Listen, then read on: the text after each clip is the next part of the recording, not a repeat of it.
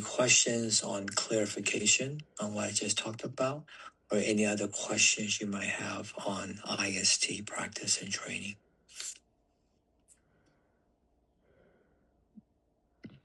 Well, I'm going to jump in, Wayne, if nobody. So, Wayne, welcome back. I hope you had a good time away. Thank you for tonight's training session and your lecture. As you were speaking, I was able to make more sense out of the different layers of what you were talking about, the complexity of it, and how it all comes together. And one of the questions that came up for me, well, a lot of them came up, but one of them was if you could speak a little bit more about the figure, describe visually what it might how you might experience it, or what it might look like when you're doing the pendulum and the figure eight of the pendulum. Please, Okay, thank you. very good question. So the figure eight, of course, we do it as a solo drill, right? So the solo drill means that we have the center, also known as the zhongding. Another synonymous word could be central equilibrium. Okay, central equilibrium. And that central equilibrium is not in the front of the body, it's in the middle of the body. So you need to think of it as something inside, not just only on the front. Of course, the front is part of the center, but we have to go in the middle to find that zhongding. And once you have that, you have the right and left side, the right and left side. And once you are able to be more song tong hong, you'll feel that zhongding, you'll feel that central equilibrium. And when it's twerking left and right, it's going to cultivate this. You're going on one side and then you're going on the other side. So take, for example, because we're a mirror image, if I go on my right side, it's because the energy is sinking on down to the right feet. Now it's elevating my left side. And then when it sinks down on the left side, it's going to elevate my right side. And whether I'm elevating left or right or left is never physical. Everything that we do is not physical. It may look like I'm going up slightly or down slightly, but it's the energy that pulls it down and leverages the other side up, and vice versa. When this side goes down, it's going to guide this side up. So I'm constantly doing that in the solo drill of the figure eight. And the hands, how one goes down and one goes up, is because the rolling eight ball is one is going down and one is going up. Again, the rolling eight ball is not 2D, it's 3D. 2D means it's just only the front. 3D means that is going through the body and going in a motion, okay? And which way you go, you find one direction you go in. And then later on, once you understand it, it can go both directions. Whether you're starting this way or the other side, it doesn't matter.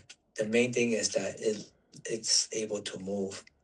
And then when you're doing the pendulum, you also have the rolling eight ball.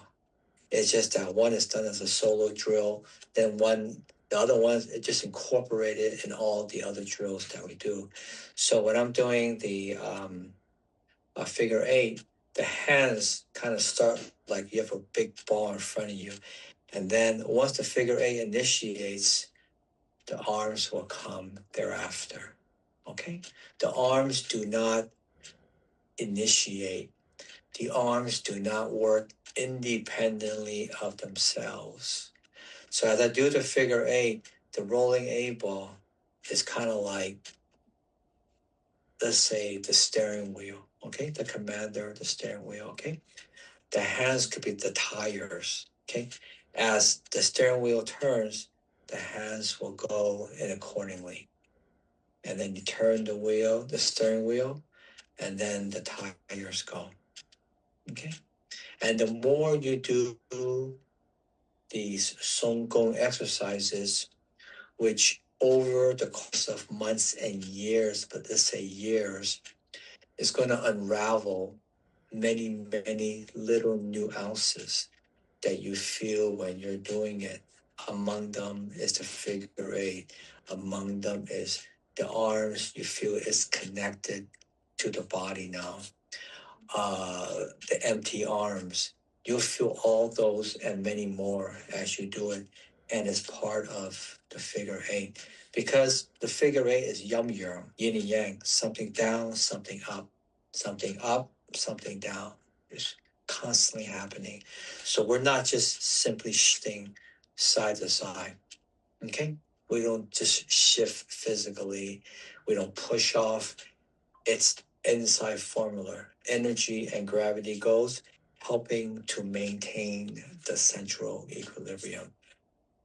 And a lot of it, when you're learning these type of IST, um, we can talk about it for every session. We could talk something about it.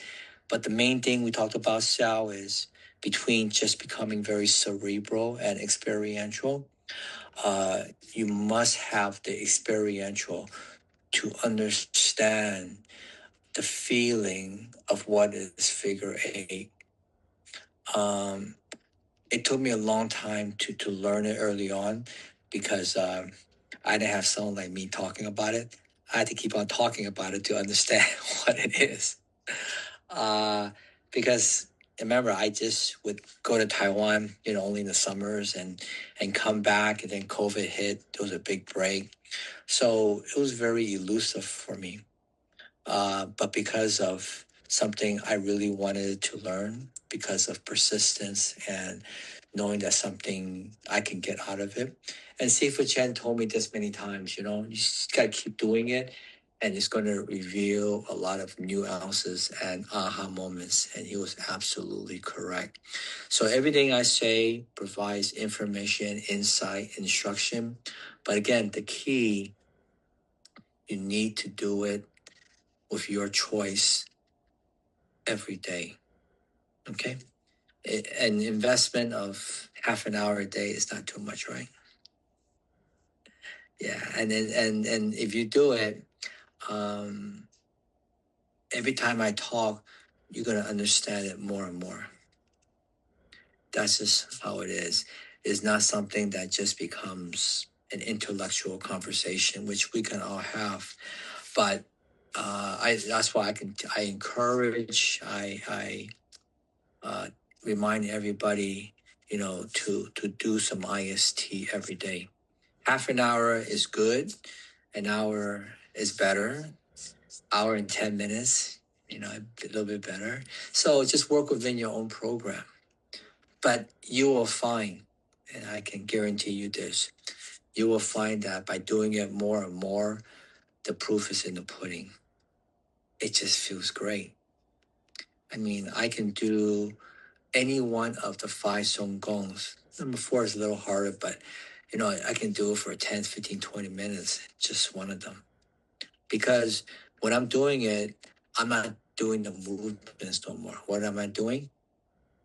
I'm doing the principles. And once you feel the principles in the dynamic movement, then you'll feel the figure eight. You'll feel the supple waist. You'll feel all these things that I talk about. But it's very deceiving. It's very, it looks too easy to do, right? Anybody can do the Song Gong right away. But it's the patience, is to trust that there's something more to it. And absolutely, there's a lot to it. But it just takes, time to keep on doing it. That's why these classes that we have is just a reminder, and to encourage everybody to keep doing the Song Gong. And I've used the analogy of if you have a $10,000 stove, but you got no fire. A stove is just a museum, right? Just for looks. So you gotta have the fire, which is a song for a stove, okay? And to develop that fire, you need to keep on doing it. Keep on doing it. And every time you do it on your own. You ask yourself those three questions. And what are those three questions, Sal? Why am I doing this? How am I doing it? And what am I getting out of it? Exactly. Yeah. Mhm. And the more you do it, it'll become more second nature. And because time is valuable, right? Time is valuable, and we want to make sure that as you do it longer and longer. And I see most of the same people here. You start to find value within yourself, and then from there, you start to take ownership of having your own program to do the work. And then whenever you come to classes, in person or Zoom classes, and you start, uh, for at least I know for myself, when I go train with Sifu Chan, I make sure he's pretty tired at the end of the class, meaning that I make sure that I get as much as I can when. So I'm asking a lot of questions. I make sure I work very hard, and I ask him to critique me as much as he can. And he's constantly, giving me feedback. So that feedback to me is very important, even though it could be redundant, but it changes how I look at it every time he gives me a feedback. And then over the course of the time, there's only so much feedback he can give me because that's the level of where I'm at. So as he constantly tells me what to do, what to do, what to do, what to do, before you know it, it becomes entrenched, and the internal footprint becomes more and more laid out for me. It just becomes very clear. Okay, so that's how it works. And the figure eight and your question does play a major role. It's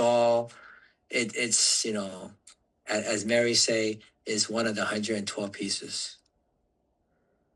And she keeps counting, right? I think by the time we get to the end of the year, it's 150 pieces. But the way it works, right? Yes, there could be 150 pieces, but what's going to happen is this, Mary. The 150 pieces will start to merge, and suddenly it will be 125. It'll be 100. It'll be 50, because those little pieces start to come together, right? And the puzzle begins to fit. Not only does it fit within that big piece of puzzle, the lines between the puzzles become more and more. You don't see those lines no more. They just merge as one. And pretty soon, after many years, it becomes just one, because they just all fit.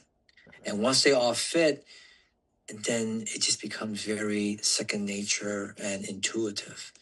So that's kind of how it works. And that's all part of the picture. So long answer as always, but very good question, Sal. Thank you, Wayne. I appreciate the answer, and I recall you talking about this before, but it makes more sense to me now. So thank you so much. I appreciate it.